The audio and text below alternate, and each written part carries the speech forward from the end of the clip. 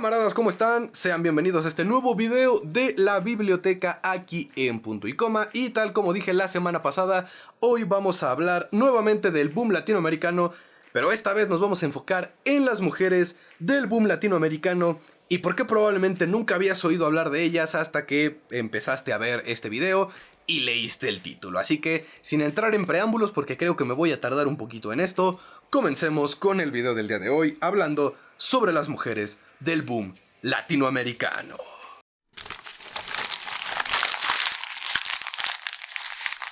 Como ya hice todo el video hablando de cuál fue el origen y cuál fue la historia romántica que nos contaron sobre este movimiento y este surgimiento de la literatura latinoamericana y su expansión por el mundo, no voy a retomar esa conversación, simplemente hablar de la situación política nuevamente en la que se encontraba Latinoamérica cuando empezó el boom latinoamericano. Y es que, si bien en algunos países el tema del voto femenino y el sufragio femenino ya había ocurrido, muy entre comillas, seguía habiendo países en América Latina, creo que el más mencionado es Colombia, en donde cuando el boom comenzó, apenas se estaba viendo por ahí en los congresos y en las votaciones y la chingada, si se dejaba o no a la mujer participar en la toma de decisiones de la vida política del país. Dejarlas votar, dejarlas hacer congresos, dejarlas hacer reuniones, vaya, darles un papel fuera del papel de la mujer de en casa y ama de casa y madre de familia y todas esas cosas. ¿Por qué es importante hablar de esa situación política de Latinoamérica? Pues por la constante y presente tendencia patriarcal y machista de que solamente los hombres podían participar en ese tipo de cosas, en política, en arte, en ciencia, en todo ese ramo de lo intelectual y de lo de analizar, y la protesta era un club básicamente reservado únicamente para los hombres. Y de ahí, o para explicar también esa parte, tenemos que hablar de ese enorme prejuicio o costumbre que hay en el mundo de la literatura desde siglos en creer que es un tema elevado y cultural al que solo los más intelectuales y estudiados pueden acceder. Y es que la situación cuando uno habla de esto es que se polarizan las personas cuando lo escuchan, porque cuando uno dice la literatura no es únicamente para los estudiados y cultos, creen que nos estamos refiriendo a que cualquier hijo de vecina sin ningún tipo de criterio o ningún tipo de conocimiento puede dar una opinión sobre literatura. Y no. Es como la frase de Ratatouille de no cualquiera puede ser un gran artista, pero un gran artista sí puede provenir de cualquier lado. Es exactamente lo mismo con la literatura. Y, como yo dije en el video del boom latinoamericano, claro que hay un presente esnobismo, o como a mí me gusta decir, mamadorismo en el mundo de la literatura de es que si no eres egresado de la licenciatura en letras y no eres un amplio erudito de los conocimientos literarios, no puedes opinar de literatura y tienes que a huevo pertenecer a esta facultad o tener tales estudios. Ese sesgo casi clasista que existe dentro del mundo de la literatura, que ahorita se podría decir está menos marcado, en la época de los 60s y de los 70s estaba marcadísimo. Y a huevo tenías que ser considerado el culto entre los cultos, porque si no, no eras intelectual y no le sabías a la literatura y eras un pendejo y no te dejaban formar parte del club. Y si estamos hablando de que para ese tiempo, en países de América Latina, lo común era que la mujer solamente fuera ama de casa, madre, esposa y nada más, es lógico entender por qué las mujeres que se animaron a presentar su perspectiva de Latinoamérica y su perspectiva con respecto al boom latinoamericano y los temas sociales que se estaban viviendo, no las dejaran entrar a este club de los grandes escritores del boom. ¿Por qué? Porque eran mujeres. ¿Por qué dejarlas por formar parte del club? ¿Qué iban a saber ellas de sociedad? ¿Qué iban a saber ellas de política? ¿Qué iban a saber ellas de conflictos sociales? ¿Qué iban a saber ellas de movimientos revolucionarios y comunismo y socialismo? No, ellas tenían que estar en casa, tenían que estar en la cocina, no tenían que hacer esas cosas. Ese fue la mayor razón, el mayor por qué tú y yo no supimos de las mujeres del boom latinoamericano hasta hace pocos años, cuando los movimientos feministas comenzaron a ganar fuerza nuevamente, tanto en redes sociales como en general. Otra también de las principales razones del por qué no se habló o se le dio el mérito que se merecían las mujeres en el boom latinoamericano y del tema de la perspectiva femenina en el boom latinoamericano es por el constante y persistente miedo de tanto medios como de extremistas a las ideas feministas y a las voces femeninas. Y es que uno pareciera que cuando dice feminismo ya está hablando de odio a los hombres y desprecio al masculino, y no, simplemente es visibilizar esa otra perspectiva de lo que podría parecer una misma historia, porque no es lo mismo el cómo un hombre trabajador, jodido, de clase baja entiende su realidad a cómo una mujer desempleada y obligada a cuidar una casa de clase baja entiende esa misma realidad. Y no es lo mismo el güey que se chinga la madre ya viajando en transporte público 16 horas al día para un trabajo en donde le pagan 1,200 a la semana, a una mujer que tiene que quedarse en una casa con todos los vecinos y cuidar a los hijos y atender las cosas y las necesidades y que uno podría decir, güey, pero es que el carnal que trabaja se la chinga más. No, es que ella se chinga más. No es una competencia, y ese es el mayor problema, que cuando se habla de visibilizar la perspectiva femenina del boom latinoamericano o de otros movimientos literarios o sociales, en chinga se cree que se está tratando de una competencia, de decir a ver quién chingados sufre más. Y no es eso, no es decir mi lucha es más importante, por eso tenemos que hablar de ella. Es decir, güey, yo también estoy luchando, déjame hablar de ello. Pero de nuevo, como dije, hay una persistente irracionalidad miedosa a grupos y sectores, sobre todo los enormes generación de cemento, que creen que cuando se habla de perspectiva de género o de perspectiva femenina o masculina en cierto o cual situación, se cree que se está haciendo una competencia de a ver quién le va peor y quién sufre más y quién se va a desquitar más. Pero de eso no va el boom latinoamericano visto desde la perspectiva femenina. Como sabemos, el boom latinoamericano hablaba de la desigualdad social y del descontento poblacional que había con el gobierno y con las estructuras gubernamentales populares de la época, el comunismo y el capitalismo. Y era la manera en la que los artistas e intelectuales buscaron expresar esa disconformidad, ese descontento y todas esas ideas, ya fuera revolucionarias o simplemente ideas sociales que tenían en la época, disfrazándola con elementos y con técnicas narrativas, popularmente más tanto la novela como el género del realismo mágico. Pero todas las que se popularizaron eran vistas desde la perspectiva masculina, y una perspectiva masculina francamente privilegiada, porque la mayoría, si no es que todos los 4 güeyes que siempre son mencionados del boom latinoamericano, los 4 se terminaron autoexiliando a Europa. Es decir, que cuando el desmadre político y social se puso muy pesado en sus países, dijeron, chao, de aquí yo me voy a escribir a un lugar en donde no corre el riesgo de muerte. Algo que para los que somos de Latinoamérica y conocemos cómo les va a los periodistas y escritores, aplaudimos, pero la mayoría de las mujeres que escribieron para el boom latinoamericano no tuvieron esta opción. También es cierto que si bien los grandes escritores Márquez, Cortázar,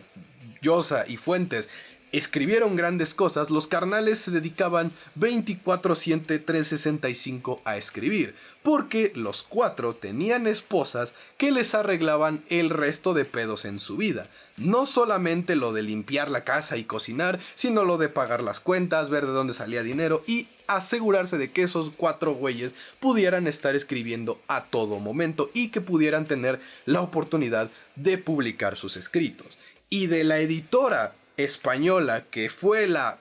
que condonó el trabajo de todos estos güeyes, que era una mujer y se encargó de leer cada una de las obras, de corregir lo que se tenía que corregir para que pudieran salir a la luz, ni siquiera me voy a meter en ese tema porque es bastante interesante todo el trabajo de esa mujer, que fue, repito, la editora de los más grandes del boom latinoamericano, o los que se les dio ese reconocimiento. Y sobre todas esas cosas, de no tener la facilidad que estos güeyes sí tuvieron de andarse moviendo de sus países, tener que estar cuidando familias, o tener que estar manteniendo a los que sí les daban el mérito de escribir, hubo mujeres que todavía tuvieron el tiempo y la capacidad de escribir sus escritos, valga la redundancia, y presentarnos su perspectiva sobre los movimientos y las injusticias sociales de la época. Y si ya vimos que era una época en donde el sesgo generacional, no de generación sino de género,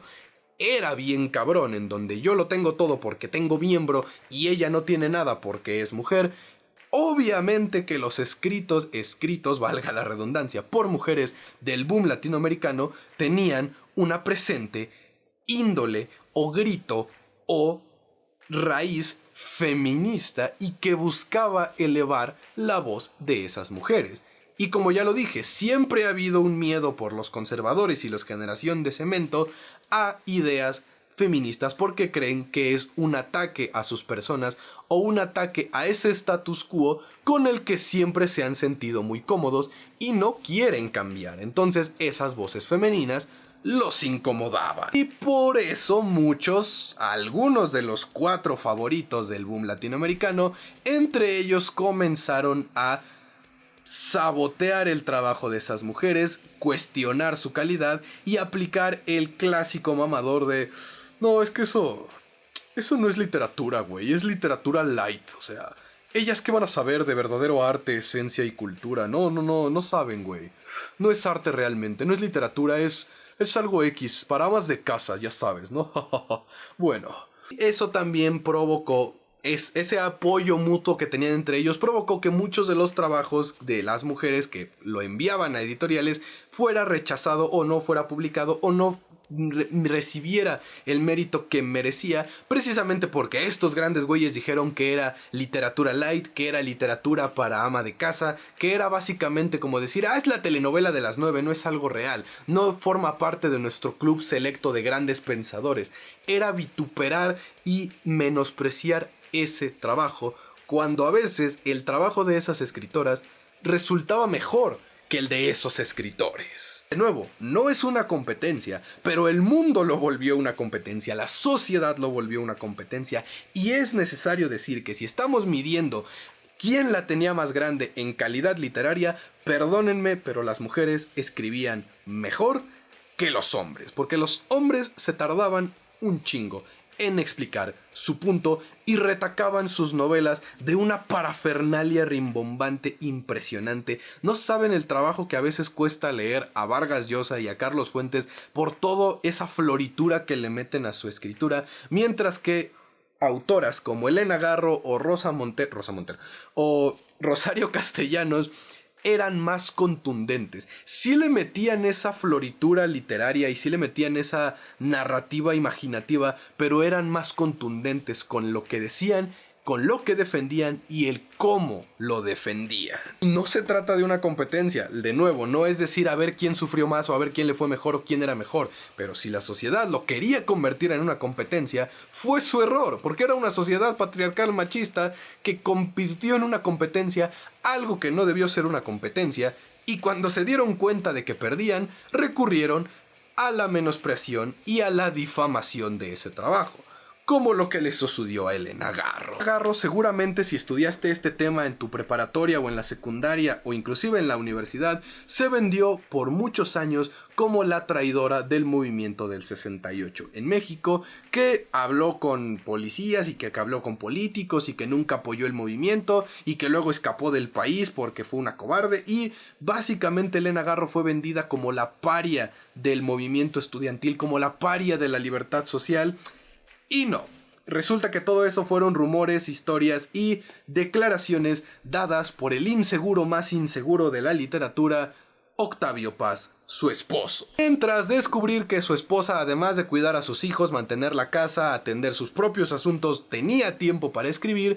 escribía mejor que él. Octavio Paz llegó a reconocer que Elena Garro, su esposa, escribía mejor que él y le pidió tácitamente que no publicara sus obras bajo excusas de que no serían tan buenas, no estarían tan bien vendidas, nadie las iba a comprar, pero porque el güey muy en el fondo sabía que con un solo libro Elena Garro dejaba de calle todo su trabajo de años y décadas. Y el señorito no se lo podía permitir. Y si se preguntan por qué no hablo de Octavio Paz con la reverencia, estatus y la mida de culo que muchas personas hablan de él, es porque ese señor no se lo merece. Tiene grandes libros, tiene grandes historias, sí, pero el carnal no era nada al lado de su mujer. Y para prueba nada más hace falta un botón. Aviéntense los recuerdos del porvenir, que solamente ese libro es mejor que muchos de los libros de Paz al Chile. Y el que se llevó el Nobel, adivinen quién fue.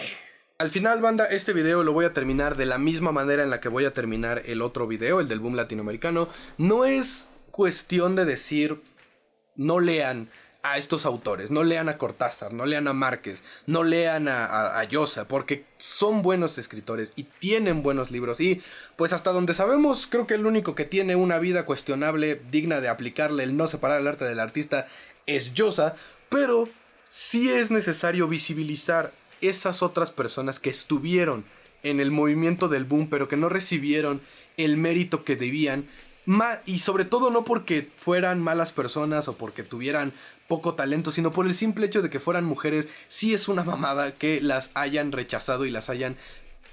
relegado al segundo plano en ese movimiento. Por eso nombres como Rosario Castellanos, nombres como Elena Garro, nombres como María Pilar Serrano, Clarice Lispector y muchas otras mujeres que estuvieron y que escribieron y que hicieron lo imposible para mantener el estatus, algunas que se les pedía en la sociedad, y aún así poder escribir, merecen ese reconocimiento. Por eso yo lo digo, qué padre que te interese el boom latinoamericano y los autores de ese mundo y de esa época, pero ya dejemos de solamente pensar que eran los únicos y los que valía la pena leer siempre, porque no fue así, y porque la época y los prejuicios del tiempo en el que vivieron y por lo que sea, ellos tuvieron esa ventaja, ellos tuvieron esa oportunidad, pero sorpresa, esa oportunidad ya pasó. Ahora es turno de hablar y reconocer a todas esas mujeres y el trabajo que hicieron durante el boom latinoamericano, porque si estos autores hablaban de una perspectiva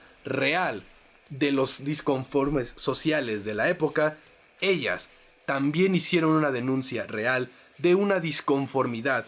que sigue latente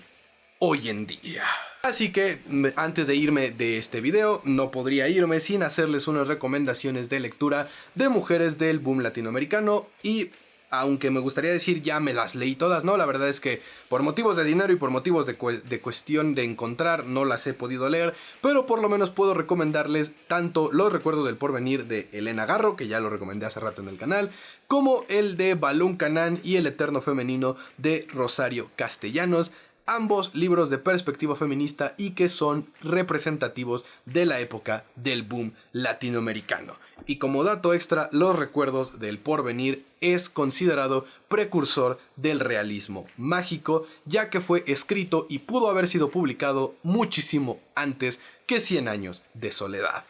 Ahora, precursor no significa inventor, creador o único y exclusivo libro que usó esos recursos. Significa que fue de los primeros en los que lo aglomeraron. Evidentemente, antes y después, tanto de 100 años de soledad como de Los recuerdos del porvenir, hubo escritores y escritoras que incursionaron en narrativas similares al realismo mágico. Pero de eso hablaremos en otro video. Así que sin nada más que agregar, banda, eso sería todo el día de hoy. Así que espero pues este video les haya gustado y les haya entretenido. Nos estaremos viendo el jueves con una nueva reseña de retro reseñas y el sábado probablemente con la reseña de Yo Capitano, esta película que salió hace una semana, pero de la que no había podido hablar hasta este pues sábado que viene. Cuídense mucho, que la fuerza los acompañe. Cuídense mucho y que la fuerza los acompañe. Adiós.